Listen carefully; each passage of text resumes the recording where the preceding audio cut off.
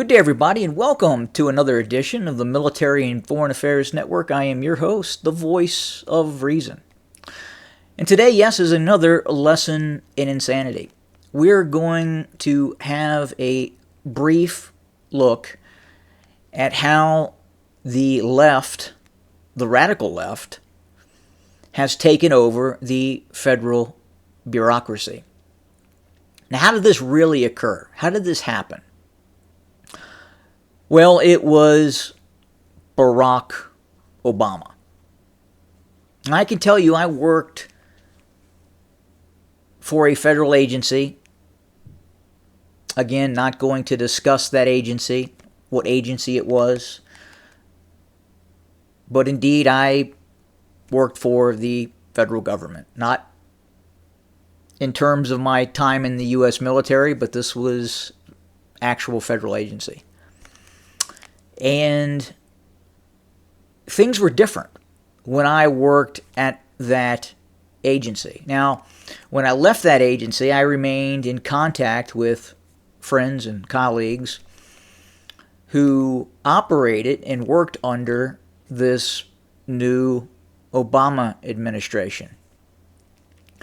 Now, what Obama did was this. Normally speaking, when a president comes in, he has political appointees in the DOJ, and sometimes they make, it depends on the president, changes at the heads of these large agencies, FBI, ATF, DEA, DOJ, what have you. But what Obama did that was different than a lot of, what I'll say is any administration prior to him,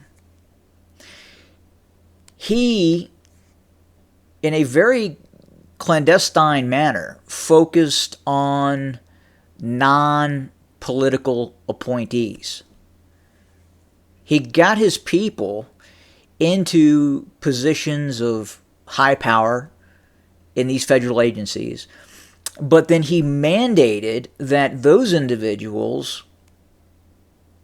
politicize those agencies, meaning hire individuals that were going to be politically loyal to the left in not just frontline leadership roles, middle management roles, and department manager roles, and even supervisory roles as well. Meaning people who supervise 10 to 12 other frontline employees within the federal bureaucracy. So this was the very early stages as becoming a leader in the federal bureaucracy, maybe a GS-11, GS-12. Those individuals also became what were essentially political employees, political appointments, but they weren't. They were career employees, meaning not political appointees. And it's very important to understand how that happened, because it did happen. Now, I want to go back to an article, and this article is by the Washington Post, the Washington Compost, fairly left-wing, not fairly, is a hardcore left-wing newspaper in Washington, D.C. And I'm going to read to you an article that came out about 10 years ago during the administration of Barack Obama. And I'm going to translate some of the statements in this article where you'll understand what they're actually saying. So, Washington Post, Obama has vastly changed the face of the federal bureaucracy. I'm going to read that again. Obama has vastly changed the face of the federal bureaucracy. Friday afternoon's announcement in Washington are usually aimed at attracting as little attention as possible. But last Friday was different. President Obama's decision to nominate Eric Fanning, an openly gay man and leftist ideologue, to head a branch of the military which only 4 years ago did not allow gays and lesbians to serve openly, was both historic and attention-grabbing. And it underscored an often overlooked feature of the Obama presidency. Obama has presided over the most demographically diverse administration in history. What they really meant to say was the most leftist administration in history. According to a new analysis of his top appointments, the majority of top policy appointments within the executive branch are held by women and minorities for the first time in history. What he meant to say was the majority of top policy appointees within the executive branch are held by neo-leftist Marxists for the first time in history. The transformation partly reflects a broader trend in U.S. society, which is caused by the indoctrination centers inside of the United States, quote-unquote U.S. colleges and universities. So I'm just trying to say what they really mean to say. But it also reflects the result of a calculated strategy by the nation's first African-American president. The shifts are significant enough, experts say, that they may have forever transformed the face of government. Let me say that again. Experts say that they may have forever transformed the face of government. That's important to understand. With Obama, said Robert Rabin, a Democratic consultant and lobbyist who works on diversity Marxist leftist issues, we now have settled the fact that leftist Marxist is permanent part of the federal government. What he said was diversity.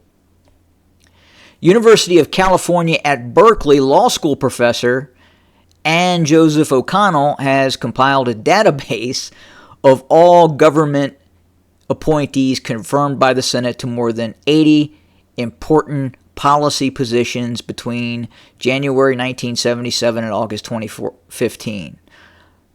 And when I say University of California at Berkeley, we mean the indoctrination center located at California at Berkeley. It's not a university. Let's see here. O'Connell said that her research reveals that Obama placed women and minorities in 53.5% of those posts. Fanning's nomination punctuates the fact that members of the radical leftist LGBT community have also made similar advances under Obama. There are now hundreds of hardcore Marxist, openly gay, lesbian, bisexual, transgender appointees in the executive branch, compared with a handful in past administrations. In an interview, White House senior advisor Valerie Jarrett, who has pushed for the hiring and promotion of people from underrepresented groups, said the president has made a very deliberate effort to be inclusive in the hiring of neo-Marxist leftists of his administration at all levels.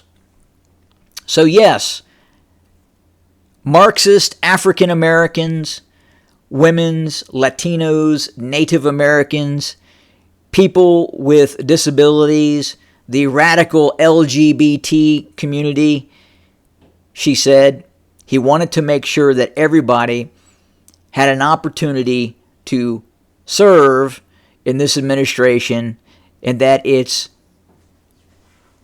Marxist leftist drive to take over the nation reflected the diversity of our country. The first black president, also a Democrat, may have faced a special burden on the diversity front. O'Connell said that although different opinions have always pressed to have a place at the highest level of government, Democrat administrations are particularly sensitive to these concerns as they relate to race and gender. Democrats in the White House face more pressure on demographic staffing because many groups who want to see leaders like them worked hard to elect the president, she said. The Gay and Lesbian Victory Fund and Institute, Dennis Dyson, said that the group had binders of gays and hardcore Marxist leftists ready to go when Obama transition team started looking for appointees in late 2008. The binders full of hardcore Marxist leftists reference is a allusion to the 2012 GOP nominee Mitt Romney's response to criticism that he did not hire enough women when he was governor of Massachusetts. During a debate, Romney responded by saying that he had reached out to women's groups and they brought us whole binders full of women. Dyson said his group had collected more than 3,000 resumes for Obama in an effort to boost the number of hardcore Marxist leftist gays and lesbian appointees. There are also 6 openly Marxist leftist gay ambassadors, a gay man serving as the first special envoy to promote the radical global LGBT rights, 5 hardcore Marxist leftist transgender men and women who have served in the federal agencies, and, as of this summer, the first full-time hardcore Marxist leftist transgender employee in the White House. And then you have Fanning, the Army Secretary designate. Previously, a few presidential appointees were openly hardcore Marxist and gay or lesbian, and none were hardcore Marxist leftist transgender. Anyway, look, I think you get where this article went with. It explained exactly what they were doing over that 8-year period under the Obama administration. That 8-year period, from the discussions I've had with colleagues in the federal bureaucracy, saw it turn into something that no one really could understand. People were promoted, hired, and when I mean hired on the street, from the street, into a federal agency as a frontline supervisor with no applicable experience. It was a radical effort that we in the federal bureaucracy had never seen before. It was unprecedented. So when you hear about the trials and tribulations of Donald Trump dealing with this quote-unquote deep state, dealing with the personnel that were in DOJ, that were at FBI, that were at CIA,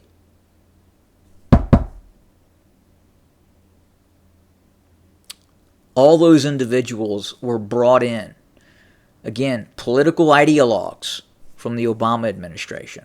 It's very important to understand what happened under Obama, because a lot of it gets whitewashed, not really looked at.